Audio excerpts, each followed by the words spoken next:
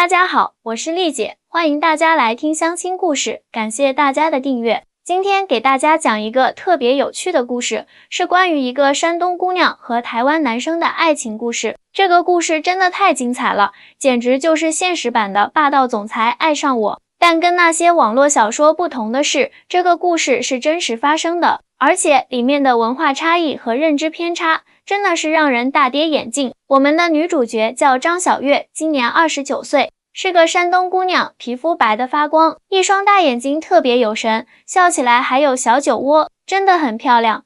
但是小月的人生经历却不是那么美好，她出生后就被遗弃在当地福利院，直到12岁才被一个中产家庭收养。本以为从此可以过上幸福的生活，结果养父对她并不好，甚至可以说是虐待。我最恨过年了，小月告诉我，每次过年，我养父喝多了就会拿我出气，说什么捡来的就是不如亲生的。我养母虽然心疼我，但也不敢多说什么。小月从小就特别努力，她知道只有靠自己才能改变命运。通过拼命学习，她考上了大学。毕业后在济南一家外贸公司工作第3年，公司派他去台湾出差，这一去就改变了他的人生轨迹。那时候我对台湾的印象还停留在电视剧里，以为那边经济不行，远不如大陆发达。小月笑着说，去了才知道我真是井底之蛙。小月第一次去台湾就被那里的秩序感和人文气息吸引了，大家排队都特别自觉，公共场所都很干净，而且人与人之间的相处特别温和。更让他惊讶的是，台湾的基础设施虽然看起来没有大陆那么崭新气派，但使用起来却很人性化，处处体现着对民众的关怀。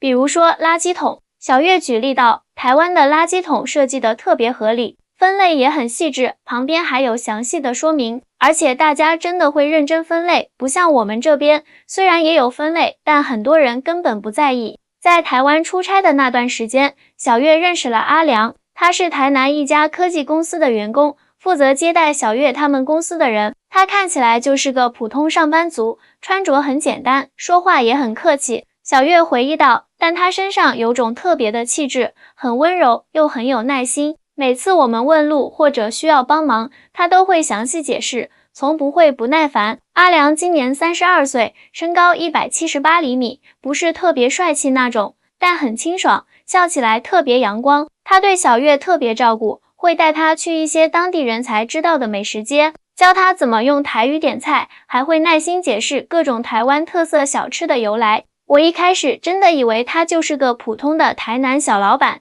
家里可能开个小店什么的。小月说，因为他总是开着一辆很普通的 Toyota， 穿着也很普通，完全没有那种有钱人的架子。出差结束后，小月回到了济南，但他和阿良一直保持联系，通过微信，他们每天都会聊天，从工作到生活，再到各自的家乡风俗，无话不谈。那时候我才知道，原来台湾人和大陆人在很多观念上都不一样。小月说，比如说对于房子，我们这边都觉得必须要买房才能结婚，而且越早买越好。但阿良说，他们那边很多人宁愿租房也不愿意背房贷，因为生活质量更重要。这种差异也体现在消费观上。小月告诉我，大陆年轻人现在流行，他值得人生就要及时行乐。很多人为了买奢侈品和高端电子产品不惜负债，而台湾年轻人则更注重性价比，即使是富二代也不会刻意炫富。3个月后，阿良说要来济南找小月，小月又惊又喜，赶紧收拾家里，准备好了一大堆特产，准备送给阿良。我当时真的很紧张。小月说，一个台湾男生为了我专门飞过来，我怕他会嫌弃我这里条件不好。要知道，小月虽然在济南有份不错的工作，但他住的是公司附近的老小区，房子只有40平方米，还是10多年前的装修风格。结果你猜怎么着？小月眼睛亮晶晶地说，阿良来了以后，一点都不嫌弃我的小房子，反而夸我把家里收拾得很干净，很温馨。他说，在台湾，很多年轻人的起步都是从小房子开始的，慢慢积累才能有更好的生活。阿良在济南待了1周，两人几乎走遍了济南的每个角落。他对中国历史特别感兴趣，在千佛山和大明湖边，他会讲很多关于历史的小故事。在芙蓉街品尝小吃时，他会很认真地记下每种食物的名字和做法。甚至在路过小区门口的早点摊时，他也会饶有兴趣地观察大爷大妈们的生活。那时候我才发现，阿良虽然是台湾人，但他对大陆的了解比我想象的多得多。小月笑着说，他知道很多大陆的历史和文化，甚至连一些我都不知道的老济南风俗，他都能说上几句。这一周的相处，让小月对阿良的好感度直线上升。在阿良回台湾的前一天晚上，两人坐在小月家的阳台上，看着济南的夜景。阿良突然握住了小月的手，小月，我想和你交往，可以吗？阿良认真地问道。小月当时就愣住了，她没想到阿良会这么直接。在大陆，尤其是在相对保守的山东，男生追女生往往是通过送礼物、约会等方式慢慢靠近，很少会这么直接表白。我当时真的被吓到了。小月回忆道，但我又觉得特别感动，因为阿良是那种你看着他的眼睛就知道他不会骗你的人。小月答应了阿良的表白，两人开始了异地恋。每个月阿良都会飞来济南看小月，而小月也会利用假期去台湾找阿良。刚开始异地恋的时候，我还担心会有文化差异导致误会。小月说，比如说我们这边女生生气了，喜欢闹脾气，希望男生来哄，但阿良不太懂这套，他更喜欢直接沟通。但让小月没想到的是，阿良非常尊重他的感受，每次有矛盾，他都会耐心地和小月沟通，从不会强势地要求小月接受他的观点。有一次，我们因为一点小事吵架了，我当时特别生气，就不理他了。小月说，在大陆，很多男生可能就会说你爱理不理，或者也跟着生气。但阿良第二天就发来一段语音，很认真地分析了我们吵架的原因，然后说，我知道你需要时间冷静，但我希望你知道，无论发生什么，我都会在这里等你。这种成熟的处理方式让小月特别感动，也让她意识到阿良和他以前接触过的男生真的不一样。交往半年后，阿良邀请小月去台南看望他的家人。小月当时很紧张，因为她不知道阿良的家人会不会接受一个大陆女孩，尤其是像她这样出身不好的女孩。我当时准备了好多礼物，还专门学了一些台湾的礼仪。小月说，比如说进门要脱鞋，不能空手去别人家做客，称呼长辈要用伯伯阿姨，而不是叔叔阿姨等等。当小月问阿良家住在哪里时，阿良只是笑笑说，在台南市区一个普通的小区。于是，在一个阳光明媚的周末，阿良开车带小月去见他的家人。当车子驶入一个看起来很普通的住宅区时，小月还在想，果然和阿良说的一样，就是个普通小区。但当车子拐进一条私家路，最后停在一栋占地颇大的独立别墅前时，小月惊呆了，这是你家？小月不敢相信自己的眼睛，阿良笑着点点头，对啊，我家。走进别墅，小月更是震惊了。宽敞的客厅，典雅的家具，墙上挂着的看起来就很贵的字画，还有一个通往后院的大落地窗，外面是修剪的整整齐齐的花园和一个小型游泳池。我当时就愣在那里了。小月说，因为这完全颠覆了我对阿良家庭的想象。我一直以为他就是一个普通的台南小老板，家里可能有个小店或者做点小生意什么的。更让小月吃惊的是，当阿良的父母出来迎接他们时，小月认出了阿良的父亲，他是台南一家知名科技公司的创始人，公司的产品在全球都有销售。我当时真的想找个地缝钻进去。小月说，因为我之前还跟阿良抱怨过工作压力大，说什么你们台湾人工作压力小，生活节奏慢，不像我们大陆之类的话，结果人家父亲是上市公司的老板，阿良自己也是公司的技术总监，只是平时很低调而已。阿良的父母对小月特别友好，完全没有小月想象中的那种富人的架子。阿良的母亲是个温柔的家庭主妇，她亲自下厨做了一桌子菜招待小月。阿良的父亲则是个健谈的长者，他很好奇小月在大陆的生活和工作，问了很多问题。阿良的父亲告诉我，他们家族其实在台湾已经有好几代了。小月说，最早是从福建移民过去的，所以他们特别重视家族的传统价值观，比如勤俭节约、尊老爱幼、言而有信等等。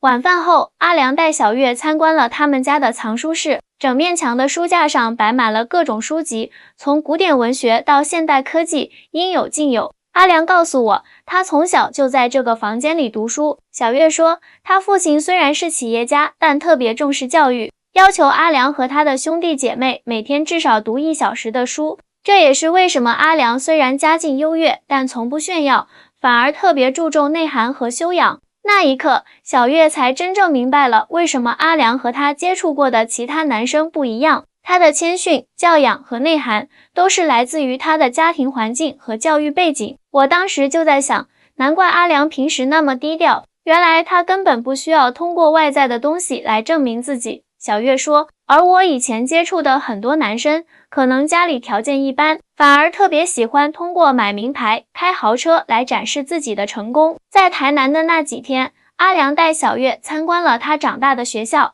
他常去的书店和他喜欢的咖啡馆。小月发现，虽然阿良家境优越，但他的生活方式却很简朴。他不会因为家里有钱就乱花钱，反而特别注重每一分钱的价值。有一次我们去逛街，我看中了一条裙子，价格大概是3000台币。小月说，我觉得有点贵，就放弃了。但阿良却说，如果你真的喜欢，我们可以买，但要确定这是你真正需要的，而不是一时冲动。这种消费观念让小月很受触动。在大陆，很多人追求买的快感，却忽略了物品本身的实用价值，而阿良则更注重物品是否真的能给生活带来价值。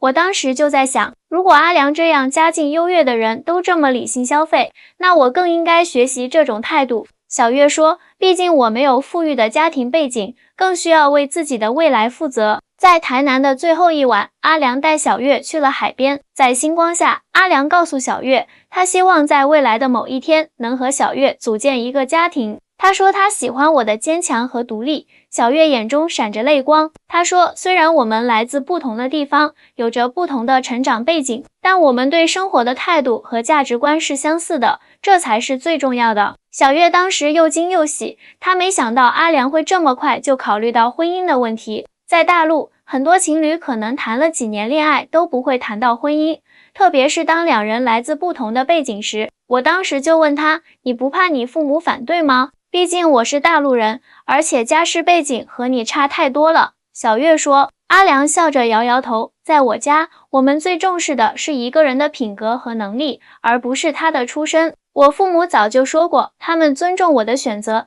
只要我觉得对的人，他们就会支持我。这句话让小月感动得说不出话来。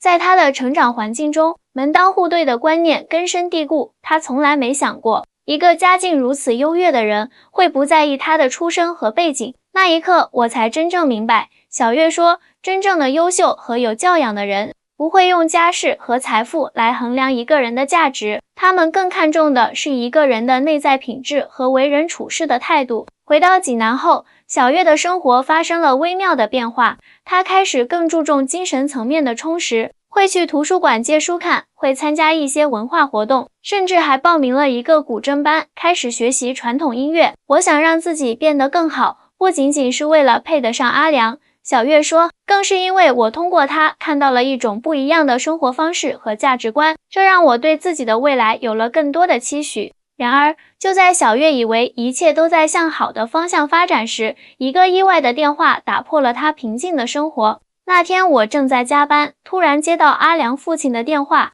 小月的声音开始颤抖。他说阿良出了车祸，正在医院急救，希望我能尽快赶去台湾。小月当时脑子一片空白，她立刻请了假，收拾行李，订了最早的一班飞机飞往台湾。在飞机上，她一直在祈祷阿良平安无事。我当时真的很害怕。小月说，我不敢想象，如果阿良有什么三长两短，我该怎么办？那一刻我才发现，他已经成为了我生命中不可或缺的一部分。当小月赶到医院时，阿良已经做完了手术，医生说他没有生命危险，但需要一段时间的康复。看到躺在病床上的阿良，小月终于忍不住哭了出来。那一刻我真的很害怕失去他。小月说，我从来没有这么害怕过。阿良虚弱地笑了笑，握住小月的手，轻声说，不用担心，我不会那么容易离开你的。在接下来的1个月里，小月请了长假留在台湾照顾阿良。这段时间，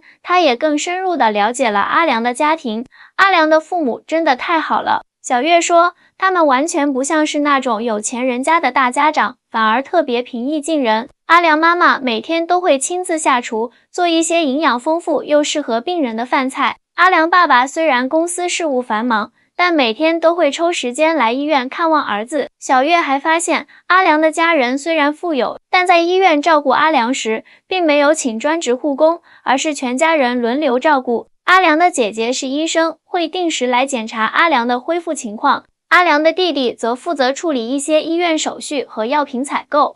他们家的亲情观念特别强。小月感叹道，在大陆，像这样条件的家庭，生病了肯定第一时间请护工或者保姆，但阿良家却坚持自己照顾。阿良妈妈说，家人生病，当然是家人照顾最放心啊。而让小月更感动的是，阿良的家人也把他当成了家里的一份子。阿良妈妈会教他一些台湾家常菜的做法，阿良爸爸会给他讲一些创业的故事，阿良的兄弟姐妹也都把他当成了自己人。有一次，我实在太累了，在医院的陪护椅上睡着了。小月回忆道，醒来的时候，发现身上盖着一条毯子，旁边还放着一杯热茶和一份三明治，那是阿良的妈妈特意给我准备的。她说，小月也是我们家的孩子，我们要一起照顾好她。这句话让小月特别感动，因为从小在福利院长大，后来又在养父家受尽委屈，她从来没有体验过这种被家人关爱的感觉。随着时间的推移，阿良的伤势逐渐好转，终于可以出院了。出院那天，阿良突然提出了一个让小月意想不到的建议，他说希望我能留在台湾工作。小月说，因为他的公司正好需要一个熟悉大陆市场的人，而我在外贸公司的经验正好符合要求。小月当时很犹豫，一方面她在济南已经工作了好几年，有自己的朋友圈和生活圈，另一方面留在台湾意味着她可以和阿良在一起，不用再忍受异地恋的痛苦。我还担心如果去了阿良的公司工作会被人说闲话。小月说，毕竟阿良是老板的儿子，我怕别人会觉得我是靠关系进去的。但阿良安慰他说，在公司里没有人敢对你指指点点，因为我们公司的文化就是尊重每一位员工，而且你完全可以用自己的能力证明自己的价值。在深思熟虑后，小月决定留在台湾工作。她回济南办理了离职手续，收拾了行李，正式开始了她在台湾的生活。刚开始，小月确实面临了一些困难，语言是第一个障碍。虽然台湾也说中文，但很多日常用语和表达方式都不太一样。比如大陆说卫生间，台湾说洗手间；大陆说公交车，台湾说公车。连问候语都不同，大陆人见面会说你吃了吗？台湾人则会说你好啊。还有一次，我在办公室说我去打个复印，结果台湾同事都听不懂。小月笑着说，后来我才知道，在台湾叫影印，不叫复印。除了语言上的差异，工作文化也有很大不同。在大陆，很多公司都有加班文化，员工经常需要加班到很晚。而在台湾，大多数公司都很注重工作与生活的平衡，准时下班是常态。刚开始我还不习惯，每天看到同事们6点准时下班，我总觉得自己应该多留一会儿。小月说，结果有一次部门主管专门找我谈话，说小月啊，我们公司不提倡加班文化，如果你的工作量在正常工作时间内完成不了，那说明分配给你的任务太多了，我们应该调整一下。这种尊重员工的工作方式让小月感到特别温暖。在台湾的公司里，她发现领导和下属之间的关系更加平等，没有那种严格的等级观念。领导会虚心听取员工的建议，员工也可以直接表达自己的想法，不用担心得罪人。有一次开会，我提出了一个和主管不同的方案。小月回忆道，在大陆，这种情况下，很多人可能会选择沉默，因为不想显得不尊重领导，但在台湾的公司，这种直接表达不同意见是被鼓励的。主管不仅没生气，反而当场表扬了我的勇气和创新思维。慢慢的，小月适应了台湾的生活和工作方式，也在公司里凭借自己的能力赢得了同事们的尊重。她负责的大陆市场拓展项目非常成功，为公司带来了可观的利润，也让她在公司的地位越来越稳固。我记得有一次公司年会，阿良的父亲当着全公司的人表扬我。小月骄傲地说，他说小月虽然是我儿子的女朋友，但她能在公司获得今天的成绩，完全是靠自己的实力。我希望大家都能向她学习，不管来自哪里，只要努力，就一定能成功。那一刻，小月感到了前所未有的自豪感。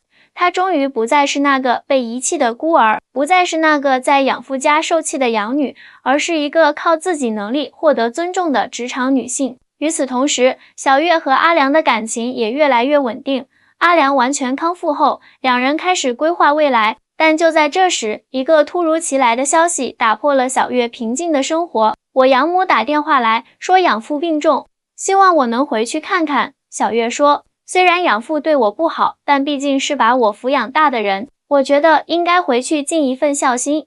小月决定回山东看望养父。阿良知道后，坚持要陪他一起去。我当时其实很担心，小月说，因为我养父是个很传统的人，对台湾人有一些偏见，我怕他会刁难阿良。但阿良却很淡定，无论他怎么看我，我都会尊重他，因为他是你的家人。就这样，小月和阿良一起飞回了山东。当他们到达医院时，养父正躺在病床上，看起来消瘦了许多。看到小月回来，养父的眼睛湿润了。女儿，你回来了，养父虚弱地说，爸爸对不起你，这些年对你不好，你还能回来看我，爸爸真的很感动。小月没想到养父会说这样的话，一时间泪如雨下。多年来积压在心中的委屈和怨恨，在这一刻似乎都得到了释放。爸，过去的事就过去了。小月哽咽着说，我不怪你，真的不怪你。这时阿良上前一步，恭敬地对养父说，伯伯，我是小月的男朋友阿良，来自台湾。小月常跟我提起您，说您教她要坚强，要独立，这些教诲让她成长为今天这样优秀的人，我真的很感谢您。阿良的这番话让养父愣住了，他没想到一个台湾人，尤其是看起来家境不错的台湾人，会对他这个穷苦的老人如此尊重。你是台湾人？养父问道。是的，伯伯。阿良点点头，我来自台南，是一个普通的上班族。阿良谦虚地隐瞒了自己的家境，只说自己是普通上班族，这让小月很感动。他知道阿良这么做是为了不让养父感到压力和自卑。接下来的几天，阿良每天都陪着小月去医院照顾养父，他会帮忙买饭、端水、整理病房，甚至会和养父聊天，听养父讲过去的故事。养父渐渐对阿良有了好感，甚至会主动询问台湾的生活和风俗。我养父有一次问阿良，台湾真的像电视上说的那么富裕吗？小月回忆道，阿良很实诚地回答说，台湾和大陆一样，也有贫富差距，有些地方很发达，有些地方还比较落后，但台湾确实在医疗、教育和福利方面做得比较完善。这种实事求是的态度让养父很欣赏阿良，他开始意识到自己对台湾的印象可能存在偏见，而阿良这样的台湾青年其实和大陆青年没有本质区别，同样懂得尊老爱幼，同样有责任感和担当。在山东住了2周后，养父的病情有了明显好转。临走前，养父拉着小月和阿良的手，语重心长地说，阿良，我把小月交给你了，我知道你是个好孩子，一定会好好对她的。这句话让小月感动得眼泪直流，她知道养父这是在给他们的感情祝福。回到台湾后，阿良向小月求婚了。在台南的一家餐厅里，阿良单膝跪地，拿出一枚钻戒，深情地说，小月，我想和你共度余生，你愿意嫁给我吗？小月激动地点头答应了。就在这时，餐厅的灯突然全亮了起来。阿良的家人和小月的朋友们从角落里走了出来，大家一起为这对新人鼓掌祝福。那一刻，我真的特别感动。小月说，我从来没想过自己这个从福利院出来的孤儿，有一天能找到这么好的另一半，还能有这么温暖的家庭。婚礼定在了第2年的春天。按照台湾的传统，婚礼前需要举行文定仪式，相当于大陆的订婚。在文定仪式上，阿良的父母送了小月一套珠宝，象征着对儿媳妇的接纳和喜爱。最让我感动的是，小月说，阿良的父母还特意查了山东的婚俗，准备了一些山东特色的礼品，比如枣、花生、桂圆等寓意好的食物，还有一些代表吉祥如意的红色装饰品。他们说，虽然在台湾办婚礼，但也要尊重我的家乡习俗。这种尊重和包容，让小月感受到了前所未有的幸福感。婚礼当天，小月穿着洁白的婚纱，手挽着养父的手，缓缓走向等待在红毯尽头的阿良。养父特意从山东赶来参加婚礼，虽然身体还不是很好，但他坚持要亲自把女儿交到阿良手中。在婚礼上，养父哭了。小月说，他对阿良说，谢谢你爱我的女儿，也谢谢你们一家人接纳她。她从小没有得到过多少爱，现在终于找到了归宿。阿良郑重地向养父承诺，一定会一辈子好好爱小月，照顾小月，给她一个温暖的家。婚后，小月和阿良搬进了他们的新家，一套位于台南市区的公寓。这套公寓是阿良自己买的，没有动用家里的钱，他希望能靠自己的能力给小月一个家。很多人可能会想，阿良家那么有钱，为什么不直接送他们一套大房子呢？小月笑着说，但这正是台湾和大陆在婚姻观念上的一个差异。在台湾，即使是富裕家庭，父母也很少会直接给子女买房买车，他们更希望子女能靠自己的能力去创造生活。公寓虽然不大，但收拾得很温馨。小月把一些山东的特色装饰品带到了新家，比如剪纸、年画等，和台湾的家居风格融合在一起，创造出一种独特的两岸风情。我们家的客厅墙上挂着一幅山东剪纸和一幅台湾原住民图腾。小月说，每次有朋友来做客，都会被这种独特的组合吸引，我们就会趁机介绍两岸的文化差异和相似之处，也算是为两岸文化交流做一点小贡献吧。结婚2年后，小月怀孕了。按照台湾的传统，孕妇需要在怀孕期间保持愉快的心情，多听音乐，多看美的事物，这样生出来的孩子才会聪明漂亮。阿良的妈妈每天都会给我煮不同的营养汤，小月笑着说，比如鸡汤、鱼汤、排骨汤等等，每种汤都有它特定的功效。